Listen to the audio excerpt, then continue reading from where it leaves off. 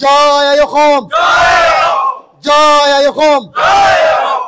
ধুবড়ী জেলা গড়িয়ামারি দেখি যাতে জিন্দাবাদ ধুবড়ী জেলা গড়িয়ামারি দেখি যাতে জিন্দাবাদ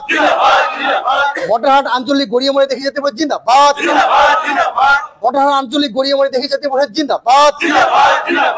জয় আইয়ুব জয় আইয়ুব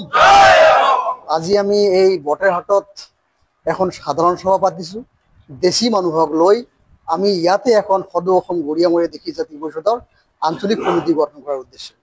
আজি আপোনালোকে চালে যে দেশী মানুহৰ যি উৎসাহ যি পাৰ ভঙা উৎসাহ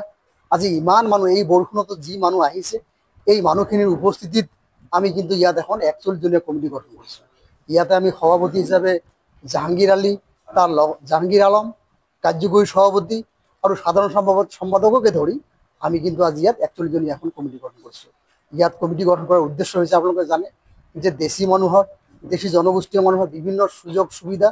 বা অভাৱ অভিযোগৰ ওপৰত আমি নিশ্চয়কৈ দৃষ্টি ৰাখিম লাগিলে চৰকাৰৰ লগত যদি এই অঞ্চলৰ হৈ মাত মাতিব লাগে এই আঞ্চলিকখনে মাত মাতিব এই ধুবুৰী জিলা সমিতি মাত মাতিব গোটেই অসমব্যাপী থকা গড়িয়ামাৰি দেখি ৰাইজে মাত মাতিব আমি চৰকাৰক এইটোৱে আহ্বান জনাওঁ যে আমি দেশী মানুহ আমি খিলঞ্জীয়া আমাৰ খিলঞ্জীয়াৰ এটা অধিকাৰ আছে আমাৰ মানুহ যাতে